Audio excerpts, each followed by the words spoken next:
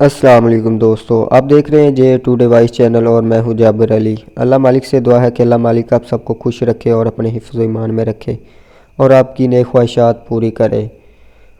دوستو، آج کا ہمارا ٹاپک ہے پروانے کی حکایت۔ کسی نے پروانے سے کہا کہ یہ منہ اور مسور کی دال، یا کسی اپنے جیسے حقیر سے محبت کر، تجھے بلا شمع سے کیا نسبت ہو سکتی ہے؟ تو جب آگ کا کیڑا نہیں تو آگ سے کیوں ٹکراتا ہے؟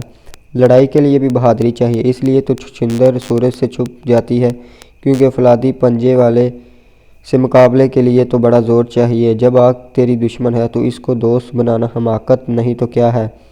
جو فقیر ہو کر شہزادی کا رشتہ مانگتا ہے، وہ اپنا خون نہیں کرتا تو کیا ہے؟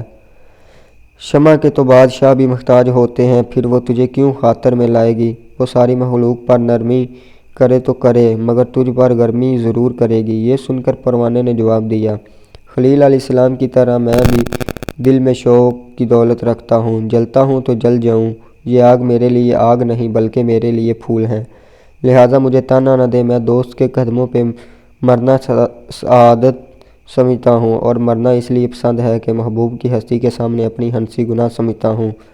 مجھے نصیحت کرنا ایسے ہی ہے جیسے بچھو کے ڈسے ہوئے کو کہیں کہ مت رو۔ یاد رکھ، چیتے کو ماریں تو زیادہ غضبناک ہوگا، اور عاشق پر نصیحت اثر نہیں کرتی، کیونکہ وہ بھی ایسا ہی ہے کہ جیسے جس کے ہاتھ سے لگام چھوٹ جائے تو اس کو کہو کہ آستہ چلے۔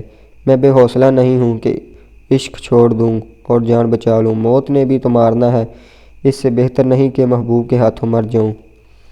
دوستو، اس کہانی سے ہمیں سبق یہ ملتا ہے، محبوب کے زور و ستم سے گھبرا کر عشق نہ چھوڑنا چاہیے، بلکہ اس کے ہاتھوں موت بھی سعادت سمجھیں اور نعرہ لگائیں، ہر جفا ہر ستم گوارا ہے، اتنا کہہ دے کہ تو ہمارا ہے۔